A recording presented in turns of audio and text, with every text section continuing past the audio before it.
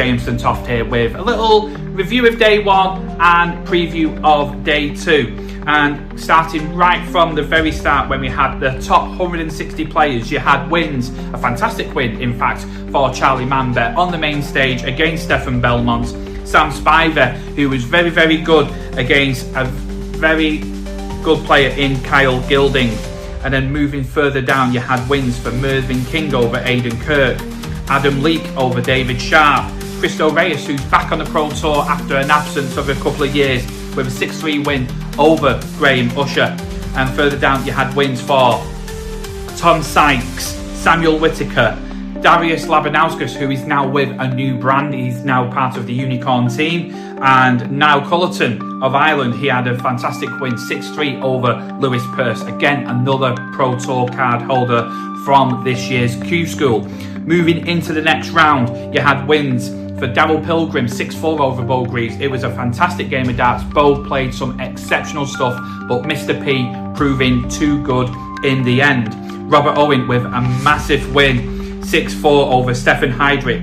And then Greg Ritchie with a win over Adam Leake of Australia, 6-3 as well.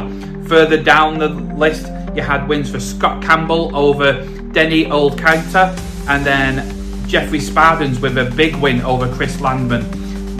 Andy Bolton of Scotland, he had a really good win against Mervyn King, 6-4. And Bradley Brooks also with a win, 6-5 against Oliver King. And then we move into the top 96, where another set of players come in from the order of merit.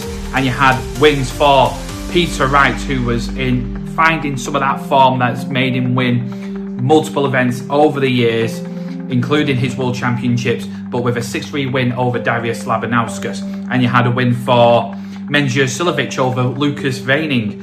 And you also had wins for Jeffrey de Graaf, 6-1 against Adam Warner. And Jim Long with a great win against Callum Ritz. Last leg decider, 6-5. And Darryl Pilgrim beating Rob Owen in a 6-5 encounter.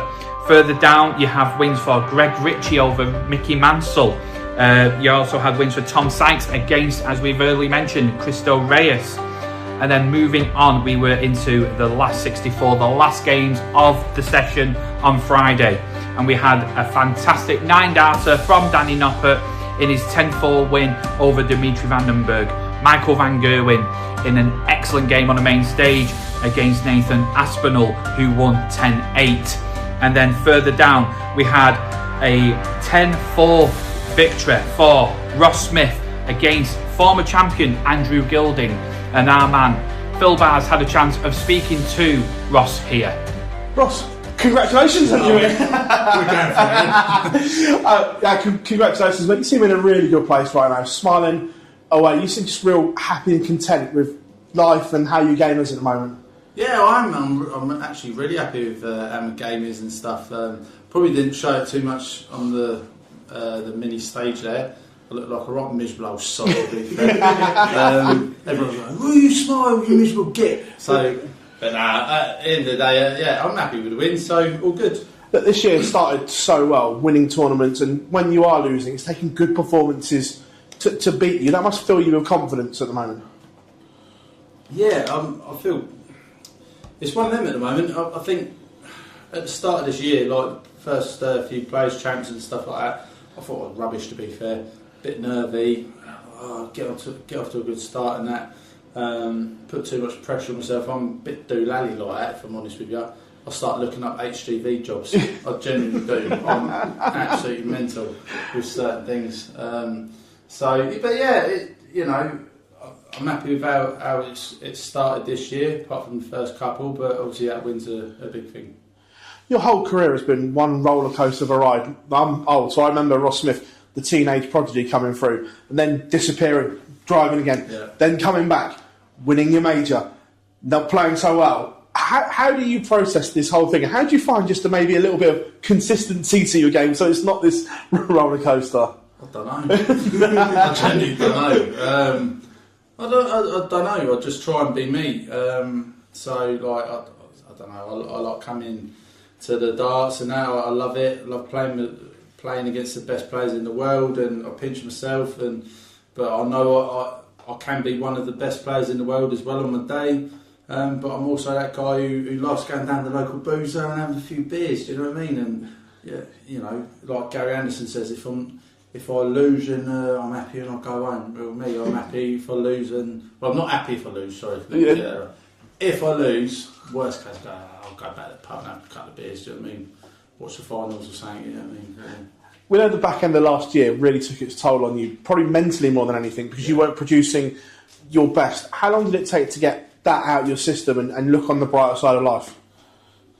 Probably literally this week, weirdly. So obviously everything, you know, we all go through problems in life and stuff like that, and it's just life, innit? How it chucks it at you. But I'd weirdly, honestly, you say that, you asked me that question, this week I've been swimming in the sea every day.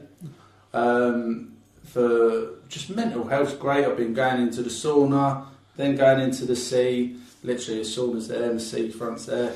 So yeah, it's been great, and you know, just the basic things in life. Turned into a bit of a hippie, I suppose. I would say I could grow a big ball patch, but no, I'm just trying to. I don't know. I'm just enjoying life more, and yeah, there's more to life than stressing myself out, whether it's I ain't practiced enough or I ain't done this and done that. I'm just enjoying life now, and yeah, life's short. Enjoy it. Be grateful. I'm grateful to be here. Grateful for the opportunity of darts, and yeah, just happy in life. Cheers, buddy. Well done. An excellent win there for Ross Smith, and maybe finding that form after an obvious blip in the later half of last year and the beginning of this year, but seems to be finding his way back to the best, and we really hope Ross Smith all the best for today. But moving through the card, you had wins, last leg decider for Madas Rasma against Canadian Jim Long, and we had wins for Peter Wright, 10-6 against his fellow countryman Cameron Menzies.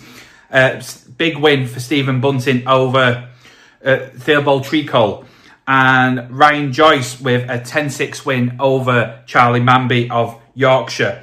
And then Mike DeDecker had a really tough game, but succeeds 10-8 against Adam Lipscomb. And we had a chance of speaking to Mike DeDecker here. Mike, congratulations. Must be delighted with the way your form has uptaken in this start of the year. What are you doing different now to last year?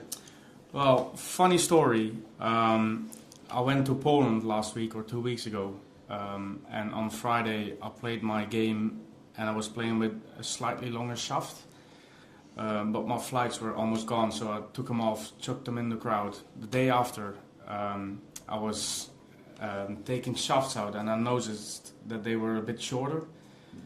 So I looked on the packaging, and they were indeed. I play with L style, and the shafts I normally play with are 190, and these were 130.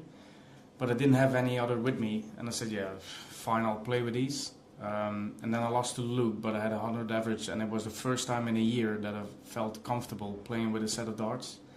So I said, you know what, I'm traveling from Poland to Leicester for the next Pro Tours, and I'll just stick with these for a couple of weeks. And it's well, I'm feeling much more comfortable with this now than I've been for the last year, and it showed in the Pro Tours as well. I had a 300 averages in a row, and I guess that's where it comes from. I've said it a million times last year that I was struggling with the setup and the darts, and I think I finally found it, and it showed today as well. 95 average or 96 in 18 legs is a good average, so hopefully I can continue this and have a run here and have a run during the year. Just the most comfortable you felt since winning the Grand Prix? Yeah, 100%. Yeah. Well, not maybe winning after winning, because I played well in the Grand Slam, and then played well in the Players Championship finals. But then the Worlds was not so good. Yeah. And then I switched to Mission. So let's say after the Worlds. Thank you, mate. And then moving further on down the card, Rob Cross with a fantastic win, 10-7 over Premier League player Gene Van Veen. Rob Cross obviously trying to prove his point that he should have been in that Premier League maybe. Wins for Gary Anderson over Dirk van Dijvenbode. And James Wade, still one of the best players in the world, winning 10-9 over Chris Dober. And Michael Smith with a 10-8 win over Leon Webber. And we also got a chance to speak to Michael Smith here. Michael, congratulations, UK Open off and running. Not the performance you wanted, but is the win the important thing right now? Yeah, of course it is. Getting to the next round, being in the hat for Saturday morning, that's the main thing. But like going from what I've been doing on the practice board and then doing that out there, it's weird, it's annoying. But when I get back to the hotel, I'll take it as a positive. But right now there's none. Well, at least I'm in the next round. What's it like playing those outside boards? It was loud in there. Greg Vitchie walked out and then Gezi, they was all singing his name and then sang Gezi's. I made volume on my headphones like 75%, couldn't hear a thing. Put them on 100 and then I saw Gezi coming out at half time, well, wherever square he was when he came out. I was like, mate, it's loud at there. So I'm just sat behind, stood behind you practicing and you could hear it's unreal in there. You touched on what you've been doing at home. Are you actually proud of yourself that you've got your game back up to where it should be? I know we haven't seen it yet on these stages, but the fact that you're now doing that at home, is that a proud moment for you that you've got your game back there? Yeah, of course. It's when I was trying to throw and I was nearly, my first out back at the skirting board and stuff like when I started playing, but now to get back up there, I know today is not what I wanted. Averaging like the 95s, 96 on the Pro Tours, had a couple of hundreds, qualified for 2 Europeans outright and got lucky for Poland and got in. Made the quarters, so things are going in the right direction. And like I said, when I play that game then against Webber, it's a bit weird because I don't want it to set me back because how bad I played, but I just got to keep the positive and keep focused. I'm still winning games even though I'm playing like that, and it's just that mental thing now. I think there's 4 points either way. When I play bad, it's put the 4 points on the bad game and 4 points on the good game. Because when I was playing, so when I played bad like 2 years ago, I was averaging 96, 95, 96. Now it's 87s, 82s. So I need to put the averages back on them now. So there we are. That was day one. We now move on to day two. We've got some fantastic games ahead. You've got Keane Barry versus Ryan Joyce, Dave Chisnell versus Luke Humphries, Johnny Clayton versus Darryl Pilgrim, Rob Cross versus Mike DeDecker. That should be a tasty contest indeed. Then Darryl Gurney versus Rob Smith, who we spoke to earlier yesterday. Then you've got Luke Littler versus Kevin Deutz. And you've got Wessel Neimer versus Gerwin Price. That should be a very good contest indeed. And then you have got Josh Rock versus Dominic Grulich. And then finally, we've got Michael van Gerwen versus Kai Gothard. It should be a fantastic day of darts. Make sure you stay with DartsWorld for all your updates and more. Not just on the main stage, around the boards as well. And we hope you have a fantastic weekend.